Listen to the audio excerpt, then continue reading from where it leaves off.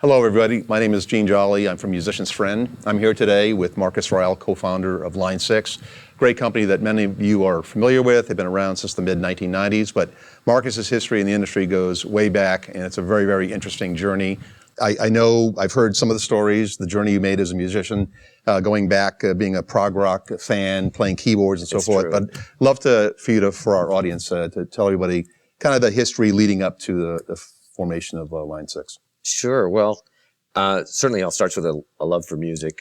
I guess technically Mickey Dolenz would be my first influence at about 6 years old. That's an unusual reference. Unusual, right? But, so I thought drums, that's definitely it for me.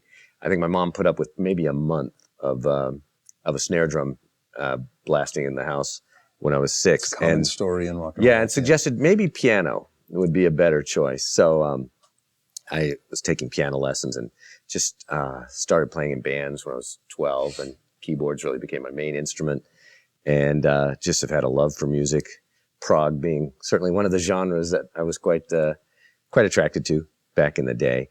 And my father was also really a technologist and entrepreneur and involved in a lot of early computer technology and so on, and I was really lucky to get exposed to that young and just had a real fascination with technology. With my paper route money, I got my first synthesizer. I used ARP Odyssey, and started taking it apart and playing around with it. And there's no better motivation to learn technology than when you've taken apart the most expensive thing you've ever bought and it stops working. Now it's time. It's time to learn. Yeah. And it's been a common thread. The technology has always just been a means to an end, because it's always been about how do we make this stuff do stuff that'd be more interesting, and more inspiring for making music. And as luck would have it, I met Tom Oberheim when I was 19 years old. I was at Cal State Dominguez Hills in Southern California.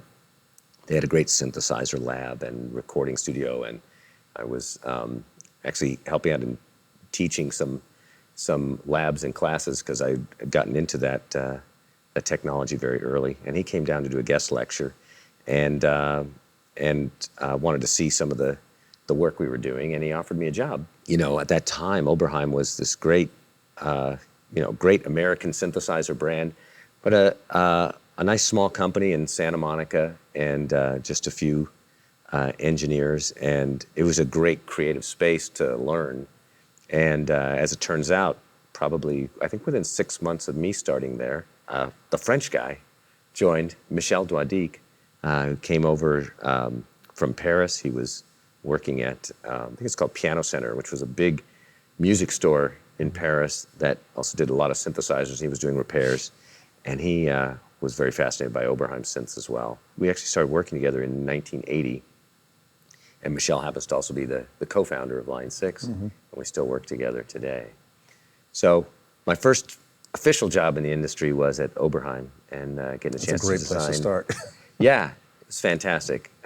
It's really the beginnings of being able to be creative with synthesizers, sequencers, drum machines, and it's kind of our first step in trying to make tools that were really empowering for musicians to use technology to innovate in ways so that you could do things you couldn't do before. Because those were in the days before MIDI, certainly before computers for making music.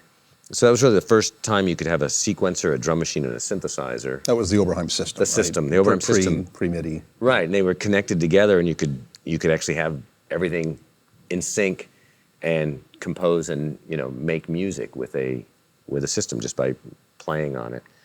And then I remember hearing about work you did post Oberheim. You were designing products for other companies, and some of these, I think people would be surprised how many groundbreaking products your company did. Yeah, well, Michel and I got to work at Oberheim for about 5 years with some other great engineers, and we really enjoyed doing the synthesizer work. But there seemed to be so much more opportunity to create products for a wider range of musicians than what Oberheim focused on. And we decided in '85 to start a consulting company. We called it Fast Forward Designs.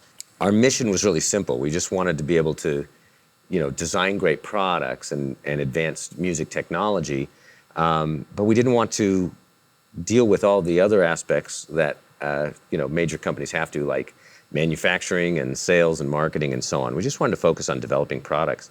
So we ended up doing consulting for other companies like Dynacord and Digidesign and Alesis, which was probably what we were best known for, is a lot of the products that we worked with Alesis on from 1985 through the 90s. And those included the drum machines, as I recall, and Quadriverb. Was that one of those products too? Quadriverb. It's about 40 products in total that we worked with them on. Amazing. Did you do their synths also? Alesis We did synths? the original Quadrasynth, the QS series. We did all of those digital instruments during that time, and the drum machines. The SR16 is still being sold today. Very proud of that. It's true. That drum machine. It's amazing, and and I got to ask about the ADAT in particular because in my I'm almost on 40 years now in the industry, and it's got to be one of the 2 or 3 most groundbreaking products my whole tenure in the industry. So tell me about that because it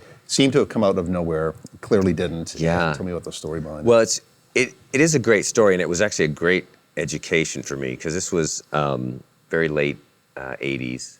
We launched it in 91.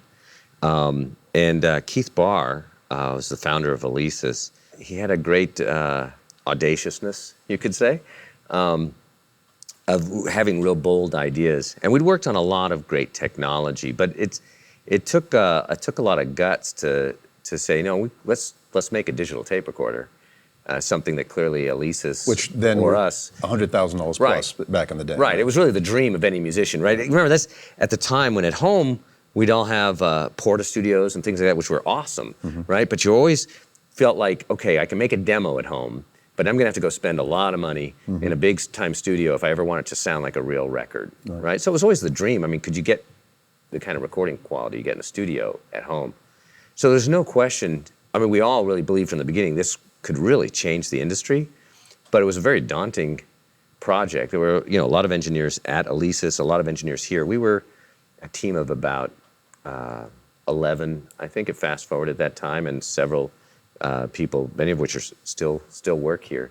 Were really key in developing the hardware and software of the ADAT.